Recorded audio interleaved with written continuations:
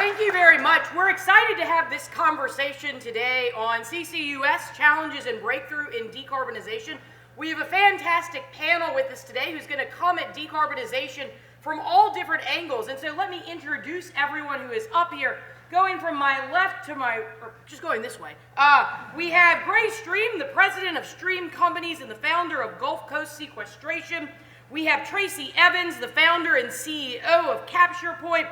We have Hunter Johnston, a partner at Steptoe in DC.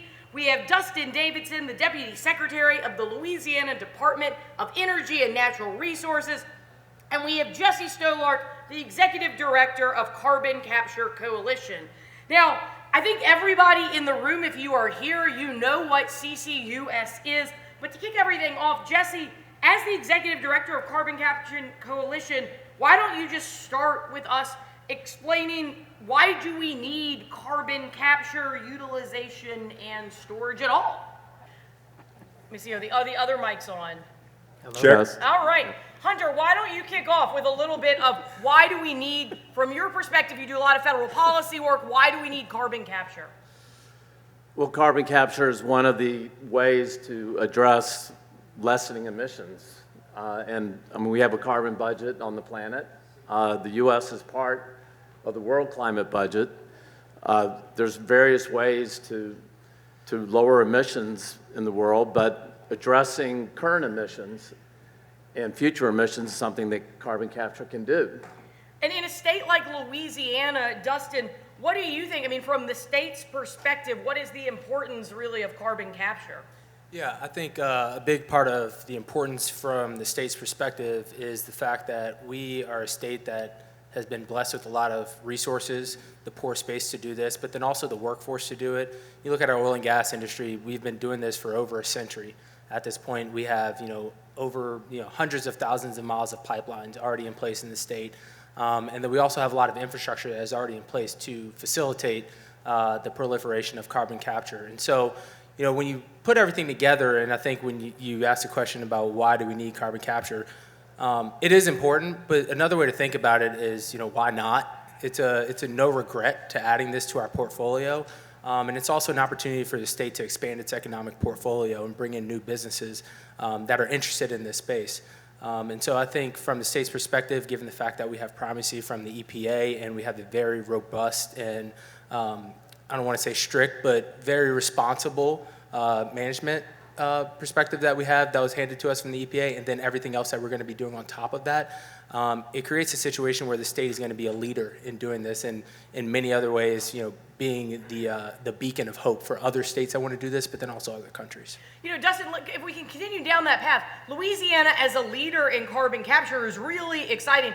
How do you view, from your perspective in the Department of Energy and Natural Resources, Louisiana as a leader? And it'd be great to hear Gray and Tracy, how do you also, y'all have projects in Louisiana, how do you see Louisiana stacking up as a leader, or do you think it is a leader in this area? So Dustin, kick off, why is Louisiana the leader and what can it offer? And yeah, we're a leader because of our geology. Even before we got primacy, you look at the applications that were submitted to the EPA, a majority of them were in Louisiana. So we were already perfectly set up to do this. But then also, I think it goes back to our industry and the fact that we are familiar with this process, and we have a culture that has always been open to the idea of energy development. And with that energy development comes this new technology of carbon capture that only adds to everything else that we have going forward. And then we also have great staff at the department that have been working in this areas for many times. We have, this is class 6, but we also have 1 through 5. So we have been doing this for a very long time with waste. So it's only natural that we continue to move forward and find other opportunities to expand. All right, yeah, Hunter, absolutely, jump on in. Yeah, so beyond just the geology, the state has a lot of emissions. Louisiana ranks second in the country in total emissions, first in the country in per capita emissions. How much are those emissions? Last year, I think the number is 144 tons of million tons of emissions a year. To put that into perspective, what that means from an opportunity, from a competitiveness standpoint, and from an economic opportunity, The tax credit that is incentivizing this activity is $85 a ton. So if you do the math, you recognize that this is about a $12 billion market opportunity for the state of Louisiana. And so those emissions very much are concentrated in concentrated streams, which make the state appropriate because those are lower cost places or technologies where you can capture the emissions. And so when you have the geology in proximity to sequester it, it makes Louisiana an appropriate place, maybe the best place in the country to do this. But Tracy, Gray, how do y'all see Louisiana stacking up for all the other, I mean, I know Tracy, you have projects in Oklahoma, Texas, Indiana, Mississippi, and other places. Gray, you have projects all along the Gulf Coast. How do you see Louisiana stacking up as a leader in this area? Sure, I'll go first. As Hunter mentioned, I mean, there's a lot of CO2 available. As Dustin mentioned, there's a lot of pore space available. Kind of the third leg of the stool really is the regulatory environment that exists here in Louisiana. Primacy is one example of it, no doubt. We've had permits pending for the EPA for several years. Within 5 months, we had our first permit reviewed in Louisiana, completely reviewed. We're still waiting on comments from Region 6, just to give you an example. The other thing that Louisiana's done a lot of over the last several years is work on other aspects that are sometimes not as to the forefront. One thing is pore space aggregation. It's great to have all this pore space, but when it's owned by a bunch of different people, these projects are very large. The plumes will cover 10, 15, 20,000 acres. You have to have a way of aggregating all that pore space together because it's very difficult to get 50 people to all agree on anything. So that stuff has been done as well. Obviously, Louisiana's used to having pipelines constructed in the state. You compare this to some of the other states up north that have had very difficulty getting some pipelines in place. And so when you look at Louisiana, there's a reason we're here. It has all the different elements in order to be a successful CCS project. Great. Well, kind of building off the first question too, I would say why CCS and why Louisiana? First of all, on a dollar per ton basis of abated CO2 out there, there is nothing less expensive than capturing and permanently storing industrial CO2 by orders of magnitude in many cases. And if it matters at all, which it does matter to many people, that we lower our greenhouse gas emissions globally, there's no way to do it without addressing industrial CO2 emission. Our region here in Louisiana, obviously along the Gulf Coast and in Louisiana, heavily industrialized economy. And I told someone recently from the Scientific American when we were doing an interview, every type of economy has trade-offs, and we receive enormous benefits for being an industrial economy, and we have trade-offs, just like you will in a financial economy, a tech economy, and so agricultural economy, whatever it may be. And one of the benefits is the scale of economic impact that can be created on a per capita basis and the ability to make enormous investments. Besides the fact that it is, and by the way, we're a global market here in our region, right? So we don't just address a local or even domestic market, but global demands. And if we're not addressing what's being demanded by a global market, which by the way, in the lifespan of my grandmother who passed away this past year, in her life, the global population went from 2 billion to 8 billion. And the demand, and we're 75% of that is in a developing economy. The demand growth there, especially as quality of life improves, is dramatic. We have the opportunity here to not only address domestic demand, but global, and it is growing rapidly. So benefiting from that while trying to make it low impact is where CCS comes into play and does so very cost effectively. Talking about the scale of it, just the projects that GCS is doing in Southwest Louisiana, which amount to a handful of wellheads out in some cow pastures, will abate more CO2 per annum than all of Tesla globally, okay? You've got another project developer right here doing, similar or maybe even larger. So just to kind of put into perspective the kind of impact that can be made at a very competitive cost. Louisiana, for me, is very personal. I'm from here, and I care deeply about supporting this economy, and it's a part of the culture of the stream companies. Everything we do business-wise is about long-term sustainability and protecting natural resources. So this fits very well into that. What Tracy said about the regulatory environment, it's really important. Dustin can probably speak more about this, or others on the panel. But we've been injecting CO2 in Louisiana since the 1970s. I don't know if people are aware of that. We put 1.5 billion cubic feet of CO2 in the ground here already. Nobody was really talking about it because it wasn't as politicized as it has been recently, because there weren't any credits involved. So now there's been this huge, highly publicized, extremely complicated kind of permit process to do what's been done for forever. Well, not forever, for 50 years, but to monitor it and get a credit. So, and the reason you haven't heard anything about it is because it hadn't been a big deal. So I think as we get more comfortable with more repetitions on the regulatory front and start to move these things forward, Louisiana will be in a position to take full advantage of its primacy, to motivate these billions of dollars of capital investment, preserve what's ultimately 150,000 jobs at least in the Texas-Louisiana region, and to grow on that, because there's an enormous amount of investment that wants to come here. One of the things, Gray, you said, it previously was very non-politicized. Jessie, you're running the Carbon Capture Coalition, a nonpartisan entity. And so what exactly is the coalition trying to do, and what are you doing regarding carbon capture right now? Yeah, thanks, Sally. And I want to go back to maybe and build on something that Gray was saying. I think, and we've been talking about this all day, right? This paradox that we have in the energy and climate space right now, which is we know that we need to address climate change. We know that emissions are rising. We also know that energy use is surging in the U.S., in the developing world, as people come into the middle class. And so carbon management plays a really essential role there.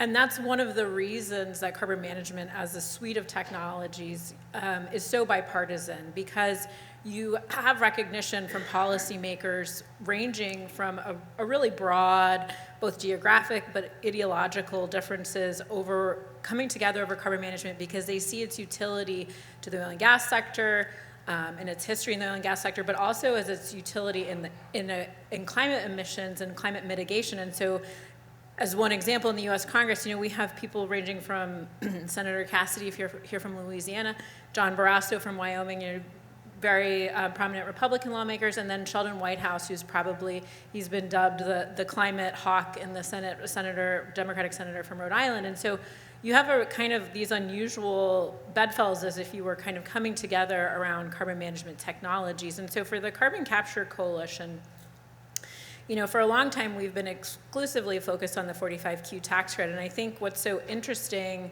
about carbon management and the tax credit, if you look at the last decade, some of the biggest changes have come through this bipartisanship. But for example, the original revamp of the 45Q tax credit occurred under the first Trump administration. Then, of course, we had the most recent enhancements during the Biden administration, as well as monies in the infrastructure law. And so I think, I know we'll get into this later, Sally, but I think that we can have a lot of confidence that we can actually make some tremendous progress going into the next administration, the next Congress, kind of no matter the political environment that we face, because when we build these durable coalitions and work together in a bipartisan manner, we can truly achieve a lot together. Well, there's no better time to start talking about that than now. I know the election is on everyone's mind. It happened just a week and a half ago. So Hunter, reading the tea leaves for what will happen in D.C., it's a dangerous game, but it's a fun game. So what's going to happen in the world of carbon capture? Upcoming changes in the administration, upcoming changes in Congress. You're in D.C. all the time. What do you think's going to happen? Yeah, so political prognostication is tough business. But, that's why you're up here. Sometimes wrong, but never in doubt. Using that as a maxim to answer your question. I think Jessie has it right with respect to carbon management. It's a bipartisan policy. It really has its roots in in innovation and technology, and the idea that through technology and innovation we can control bad outcomes with use of energy products. And where does that really come from? The Clean Air Act, the author before in last session was talking about this. The Clean Air Act was, especially the amendments that occurred in the 90s, was during a Republican administration, the George Herbert Walker administration, and they solved the acid rain problem, where essentially a lot of coal-fired power plants in the Midwest were causing pollution problems, acid rain in the Northeast. And it's that's where 45Q, the tax credit that's incentivizing a lot of this activity, it has its roots in that orthodoxy of that through technology we can control emissions. And so that, that happened during the Bush administration as the first Bush administration. As Jessie mentioned, the rewrite of 45Q occurred during the Trump administration. And it required a very unique and sort of strange bedfellows group of interests that went from organized labor to coal producers to oil and gas producers to NGOs, environmental organizations, the Clean Air Task Force, the Nature Conservancy, the National Wildlife Federation, all recognizing that through technology that carbon capture could be part of the solution. And so, looking now at where we are at this moment with the IRA, let's repeal the Green New Deal. Nobody really knows what that means, but as far as the carbon management programs and the credits, Section 45V, which is for hydrogen, that's also based upon carbon intensity in industry. Most of the ambition for 45Q and 45V are happening in states that have a history of oil and gas production, of hydrogen production. We're talking states like Louisiana, Texas, North Dakota, Wyoming, Colorado, sort of across the board producer states that understand the bargain that we're getting by lowering emissions in those places. And there's a lot of really, low-hanging fruit opportunities. The biggest emitters in Louisiana, for example, is ammonia production. Ammonia is essential for making fertilizer. The largest emitter in the state of Louisiana is an ammonia producer. The second now is LNG producer.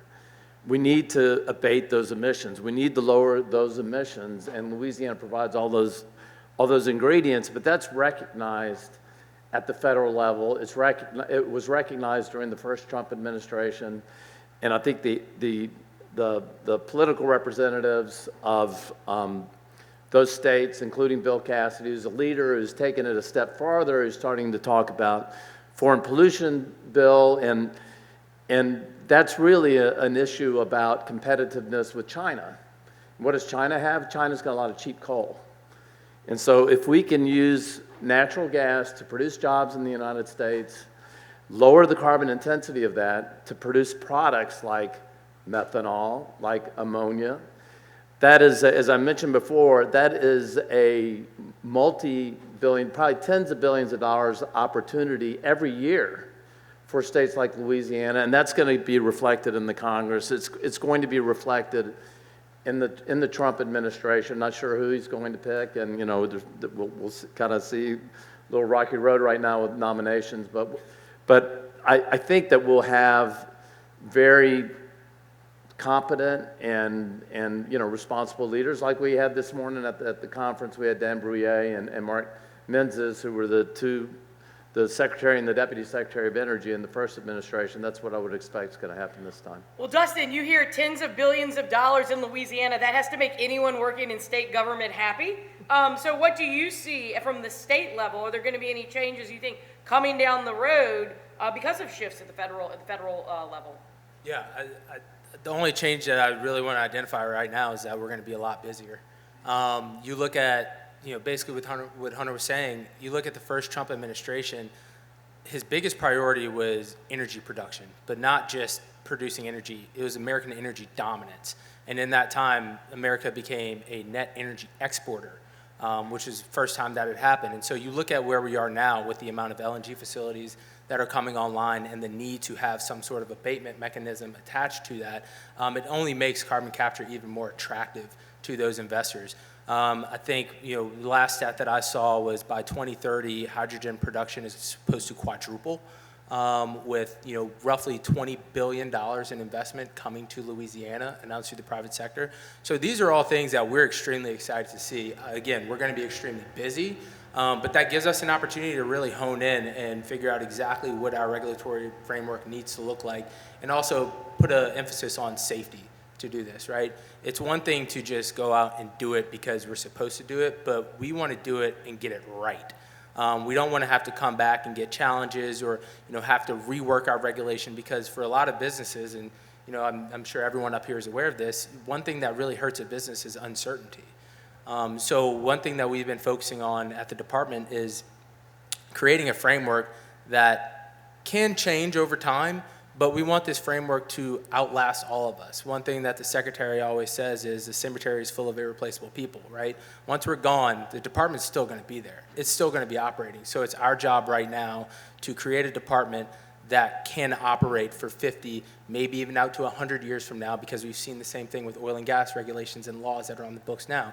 We want to create that framework so that companies can come into Louisiana and capital markets can feel confident investing here because they know what it's going to look like and they know what to expect. Thinking about it from the business perspective, Gray, Tracy, where do you see Gulf Quest sequestration? Where do you see CapturePoint? What are you all doing for the next decade? Don't answer at once. No, Tracy jumped in first last time, so I'll jump in this time. I see us playing, hopefully getting operational in a timely basis. Really, I think as Dustin said, they're really starting to move things forward in a way that is both cognizant of the opportunity and also focused on ensuring that everybody feels good and that they've, are protecting our resources and safety. That's the hurdle really that, kind of where the log jam is right now. And, as you asked, in a decade from now, you will see an increased amount of investment in the state, a large amount of growth, I think, in industrial investment, and a much lower carbon intensity because of anything being built new now is not like something that was built 50, 60, 70 years ago, 30, 40 years ago. Everything now is engineered on the front end to have as much, sometimes almost entirely all, of its greenhouse gas emissions captured and permanently stored back in deep geology or otherwise recycled and so forth. So that's almost becoming like a table stakes kind of concept. So I think that's tremendous opportunity to see kind of a modernization of what our industry looks like in a decade. I echo what been said. I think too, when you look at CapturePoint, if you're looking out the next 10 years, just remind everybody, these projects take time.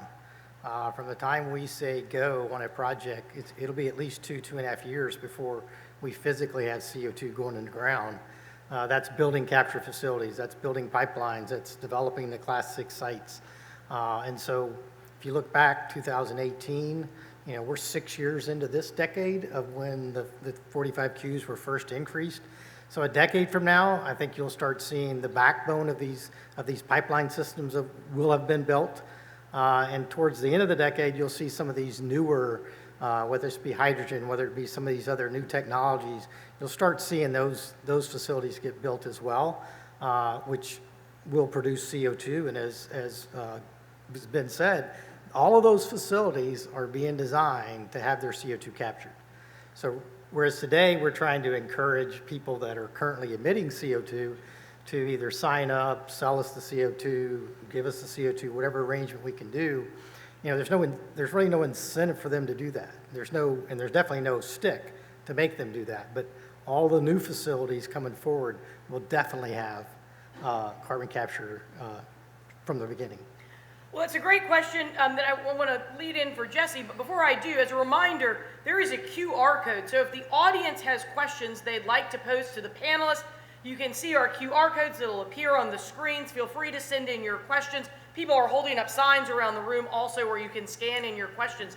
Jessie, thinking about all of, what are the biggest challenges in your mind for carbon capture in the future? Are they legal? Are they regulatory? Are they technological? Are they economic? Are they the limits of the human mind to invent what's next? What really is, what if anything would hold us back in this area? Yeah, Sally, great question. I think short-term and long-term thinking here. Short-term, my biggest concern and the thing that I'm focused on and that the coalition is focused on is costs, which is the value that's provided by the 45Q tax credit is aimed at what we call nth of kind production, or when a technology has been sufficiently demonstrated, costs have come down. We're not talking about the cost for first of kind demonstration, even though we still are demonstrating at first of kind. And so unfortunately, when the recent enhancements to the 45Q tax credit were passed, we saw it was during some of the most intense inflationary period in recent history. And so in 2020, 2021, we saw, and continuing today, have seen real erosion of the value that's provided by the tax credit. So our top legislative priority, this year and going into next year is seeing that credit indexed for inflation beginning immediately to really restore that value that Congress intended. And then thinking forward, it's about how can we demonstrate the technology, and it's not just one sector, right? It's not just power or natural gas production, it's cement, steel, petrochemicals, direct air capture. So it's all these different sectors, right, that have different technological specifications that we need to demonstrate the technology and start to reduce the costs so that people like Tracy and Gray, that it's cost effective with the tax credit to install these technologies. So we really have to, in my mind, be creative about how we approach closing this cost gap. And then, there's been a lot of discussion on the national stage and in here today too, and in states about permitting. I think, it's apt to say that we're really good at not building things in this country. We're not good at building things. And so how do we, to the earlier point, safely and efficiently build things, but get things done? And I think Class 6 permits, which are, used for the geological sequestration of CO2, how do we make sure that those are timely, that project developers have certainty on that? So permitting challenges with CO2 pipelines is another one.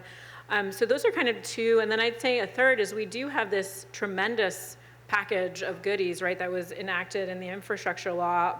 Most of that money has not been obligated, has been given to project developers. So we need to make sure moving forward in the next couple of years that that money continues to get out the door, that we see real gains and real progress in technology deployment from those monies. So those are kind of short-term goals. I think long-term, we need markets for these products. It's been a comment today, I think, throughout, and just thinking about how do we build the markets for these, across technologies. And carbon management doesn't have the benefit of having a built-in market like renewable electricity, right, which is selling into electricity markets. And so if essentially there's nobody's stopping you can pollute, right, and there are subnational things, but just broadly, if it's free to pollute, that's what's going to continue happening. And so we need to think about how do we build in the market demand for these technologies. Hunter, how do you think we build in market demand? That might be a $64,000 question. Under this political environment, look, I think that Jessie's got it right. Going back to Louisiana, it's a competitive position to be where you have resources, feedstocks that can make commodities that are valuable in the world scale. And the world is demanding, we don't live on an island, but in some ways we do, in that Europe has got a carbon border adjustment mechanism. They have a carbon market. Shipping is decarbonizing. LNG buyers are insisting that LNG be decarbonized. So these are all opportunities for the U.S. market to take advantage of. And, you know, there are bills in Congress that the Prove It Act is one of them, where so that the carbon intensity of different commodities can be known, and a foreign pollution fee bill by Bill Cassidy, it might be part of the reconciliation legislation coming up, because it's a revenue generator, and they need revenue in order to extend tax cuts. So, you know, you might see sort of a soft way of a pathway of valuing less carbon intensive products without, I mean, of course, a carbon tax is sort of the big thing that you can do that would begin to send a market signal on these types of things. But, you know, it'll be incremental. But, we need to build on the success that we've had, the policy successes that we have. Jessie is absolutely right. Inflation is a big problem. What does it cost to build a project in the Gulf Coast? It's increased over the course of time. And, you know, how do you execute? And so market signals and having a basket of opportunities and policies that incentivize production, I mean, they work. You know, we see it working all over the place, not only in the carbon management area, but the CHIPS Act, the advanced manufacturing tax credit. These tax credits are intended to incentivize activity to make the U.S. competitive. And so that competitiveness value, I think, is shared on a bipartisan basis. I think we can build on that, and the policy is going to move that direction. Well, certainly we have opportunities for questions from the audience. I don't know if we have some questions coming in from the back from the audience. Yes, the first question is, who is effectively demonstrating the safety of carbon capture and sequestration? What are some of your talking points to equip communities with awareness and trust in the technology? Jessie, do you want to start with that? Sure, I can start. So, I mean, we do a lot of education and educating policymakers, and this is, you know, if you look at polling around carbon management technologies and the public's questions, safety and security of geologic storage is the #1 question, and I think that's right? That's the #1 question that people should be focused on. What is the long-term safety of storing CO2? And so when we talk to people about it, you know, we walk them through EPA's role in the process. You know, so underground injection control program is in the Office of Water at the Environmental Protection Agency. It's a very rigorous, the Class 6 program, I mean, it's one of probably the most rigorous environmental regulations that we have in existence in this country. And so you have to receive permits to both construct your well and permits to begin injection. And so we walk people through that process. It's very, Dustin can talk about, you know, sort of Louisiana and the state perspective. You can only receive primacy in a state for over a class of wells if your standards meets or exceeds the very stringent standard that federal EPA has in place. And then, of course, you may have heard there was a recent incident at the ADM Decatur facility where CO2 fluid migrated into another formation. And when we talk to people about that incident, you know, we say, look, we take very seriously any violation to the regulations, but this incident shows that the regulatory system in place is working, because they're now working with the EPA to respond to the notice of violation, to come up with remedial action.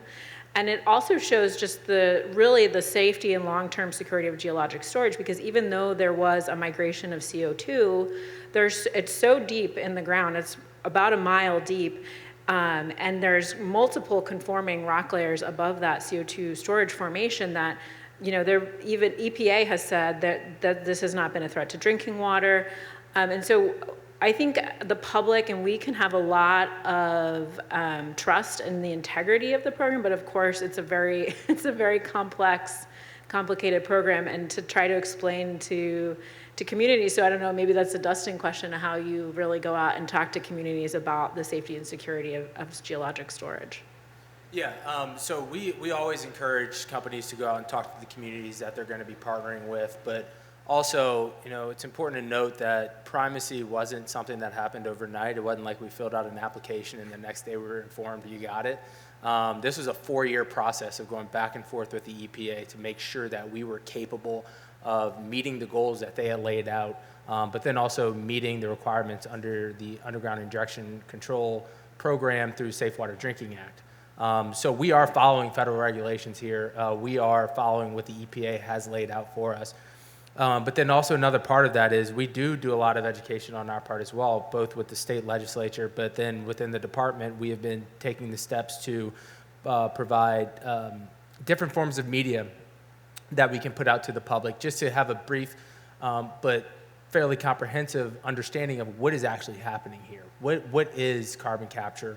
Where is it going to be? Is it going to be impacting your drinking water? Is it going to be impacting wildlife, marine life? Things like that. And so it has been a challenge in some areas, but for the most part, we've figured out that once you engage early on and start answering the questions before you get to the point where you're about to hand out a permit, or you're going through the technical review phase, or you've issued a permit for a Class 5 test well, it goes a long way with these communities, and that's another part of it as well, right? You don't just get the Class 6. You have you have to go through Class 5 as well. You have to go through technical review from the department. There's a lot of back and forth on the issuing of these permits, but then also there's a public comment period that goes with this as well. So there are a lot of steps that must be met, not only by the department but by an operator, to meet any concerns that are addressed or raised by the communities. And we've been taking that very seriously and ensuring that we're answering all the questions that are coming in. Dustin, reaching out to the community through different means, does that mean there's a TikTok of you talking about permitting? Absolutely not. Okay, well, let us know when No. there is. Let us know. Tracy, are you going to be TikToking I don't on know this? if we'll have any TikTok. Okay. We do have Facebook and LinkedIn, and we have a specific website for our project. But, we do a lot in the community, and the community for our project is really from basically the central part of the state, say Alexandria area, all the way up to Shreveport. So there's a lot of communities that we have to talk to and answer a lot of questions around the safety of drinking water and the safety of CO2. But one of the things that, we really rely on is, back to Gray's earlier point, we've been doing this for 50 years. We've had CO2 pipelines for 50 years. They have an extremely good safety record. It's better than oil pipelines and natural gas pipelines. There's not been a fatality on a CO2 pipeline in the 50 years. We've been injecting CO2 into oil and gas for CO2 enhanced oil recovery for 50 years. There's been a very good track record. I'm not going to say it's perfect because 50 years is a long period of time, but we've been injecting CO2 in this country for a long time. We've just been calling it EOR instead of CCS. So those types of things, answering people's questions, and then secondly, providing the history of CO2 in this country has been very helpful. Well, certainly an important corridor of communities on I-49. We have another question from the audience. Can you predict when the first Class 6 permit will be approved in Louisiana? Whew. Dustin question. Who wants to take that one? Dustin? Soon. No, we are really actively working on shrinking that timeline, because one thing, a question that we always get asked in many different parts of the department is, I'm just waiting on my permit, or when am I going to get my permit? And if you've worked in government, that is the most annoying question that you can get, because it's a valid one. We don't want to be in a situation where we're holding up significant investment throughout the state. But again, like I mentioned, we do have that technical review process. We have a number of projects that are in that stage right now. And so as they move from technical review, we will be hoping to issue that permit here pretty soon. I don't want to give a date because we have some people on the panel that have permits before the department. So Any just say soon. ballpark, like calendar year, 2 years, 6 months? I would hope well before 2 years. Yes, All right, well before 2 2 years. All right, we're going for the far extreme. Another question from the audience. What keeps you up at night in regard to CCUS and moving this work forward? Hunter, you want to start? What keeps me up? Well, of course, certainty. Just the availability of these credits, being able to monetize them. So, this country, all this activity has taken place on the back of a tax credit. So it's kind of a funny way to incentivize activity, but it keeps lawyers like me busy, of course, but that's what keeps me up at night, is somehow maybe the regulatory regime, or there's political uncertainty or something that changes the consensus that this is something that we need to do, and also that maybe we don't move fast enough, because this is really addressing a climate emergency that we have, and it's a great way to do it, and maybe we don't move fast enough. That scares me. Gray, from your perspective, what is keeping you up at night on carbon capture? Well, I think it's your last two questions have hit on it pretty well. I mean, Hunter's answer is perfect. I mean, just the amount of uncertainty around it does create, at times, some angst, and just trying to. This industry responded because it answered a charge. It was told this is a priority of global proportions, and we need solutions that make enormous impact. We got into it not just because of global impact, because local and regional impact that we were aware of, projects that couldn't move forward if they didn't have these solutions in place and there wasn't clarity and certainty that they would exist. So it's a good answer, and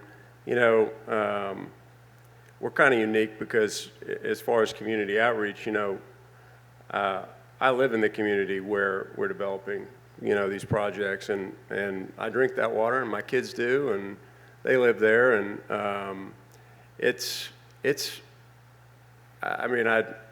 hard to, I welcome the opportunity that we have to continue to engage with the communities that, in my case, we live in. Actually, these projects being developed on our family land, and I'd like there to be more kind of full-throated confidence shouting from the rooftops about the fact that if, in fact, these are the priorities that have been put out there, if that is the challenge, there is no way to solve them without getting 100% behind these solutions. So that is the trade-off. And the regulatory side of things can figure out and has how to move things forward in that framework. And as Tracy said and I said earlier, basically what's happened here for decades has just had an enormous amount of new requirement and complexity applied to it to do the same thing in order to be able to monitor it and qualify for these permits. So, well, Jessie, I'll let you have the last word, and maybe where we started. What keeps you up at night on carbon capture, and why is it so important we continue on? Yeah, thanks for that. I think just building on what others have said and kind of zooming out and thinking about carbon management's role in the climate crisis. I mean, I think what keeps me up at night is the perfect being the enemy of the good, right? And that we're failing to move forward on all kinds of technologies and solutions because we're bickering and arguing about what the perfect answer is. And, I think the last panel perfectly discussed the history of inaction that we've had on this topic. And so, carbon management, unfortunately, because of the inaction over the last few decades, has become even more important going forward. If we're going to preserve a livable environment for our children and for future generations, that we need to address emissions today, but we're also going to need to remove CO2 from the atmosphere tomorrow. And so it's absolutely critical that today we invest in these technologies, that we figure them out so that they're ready to deploy moving forward. Thank you so much. It's an incredibly important topic, as the panelists said, and let me give a big round of applause to all of our panelists, to Gray, to Tracy, to Hunter, to Dustin, to Jessie.